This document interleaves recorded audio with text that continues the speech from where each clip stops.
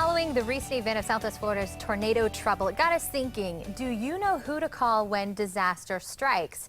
Here with United Way, with how United Way unites our community when disaster and devastation drops in, is Kim Bergs, Volunteer Center Manager, United Way, John Doremus, a volunteer with the American Red Cross, and also Lee Mayfield, Planning Chief for the Lee County Emergency Management. Good morning to you all. Thank you so much for being here. I think this is really an important topic, especially on the heels of the recent tornado trouble that we had.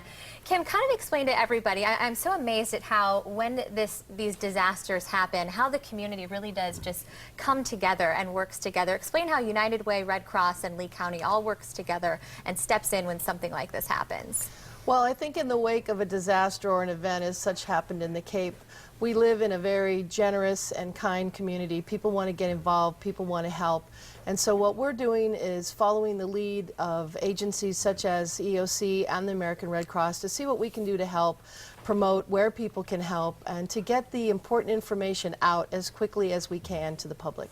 I experienced my own devastation during a flood in North Dakota. I lost my house. So I got to see firsthand what that devastation can be like, whether it's a tornado or a flood, and see what United Way and organizations like the Red Cross really do. You were actually on the ground when helping with cleanup when the tornado happened, right? How does Red Cross respond in a time like that? Red Cross responds by providing, initially, my role and responsibility with Red Cross as a volunteer is to evaluate the damage, to determine the level of service that is provided. But during this event, we also provided about 400 meals, a couple of hundred snacks, water, and we helped 5 families with financial assistance. And I think that, like you said, you're just helping everybody with pretty much everything. I was amazed at how fast Red Cross is on the ground with buses just handing out food and supply kits and just anything. Just really kind of added that level of comfort to somebody when they're in a place like that.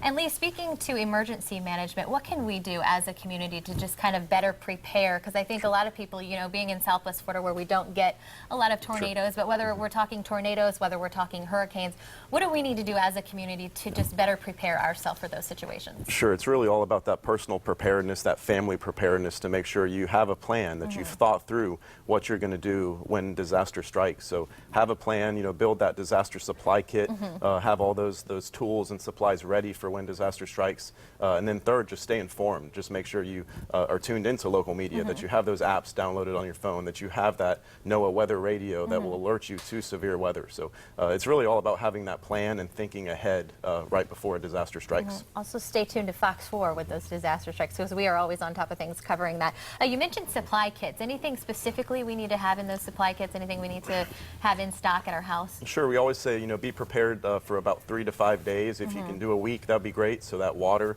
non-perishable food, batteries, those types of items, personal supplies, really whatever you would need if the power would go out for an extended duration of time.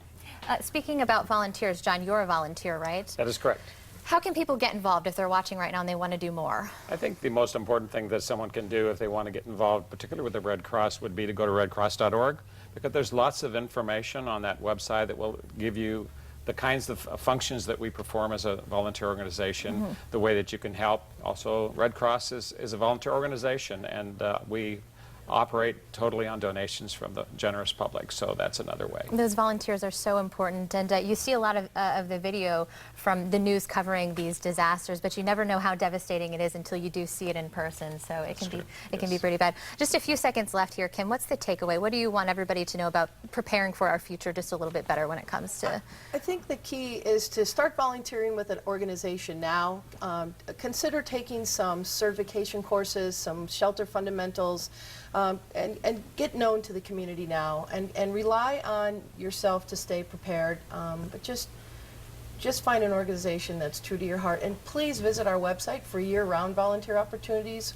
Can help you get engaged and find something you like to do. Great advice. Kim, John, Lee, thank you all so much. Thank you very much. We'll have more on this segment posted online. For now, we'll send it over to Carly.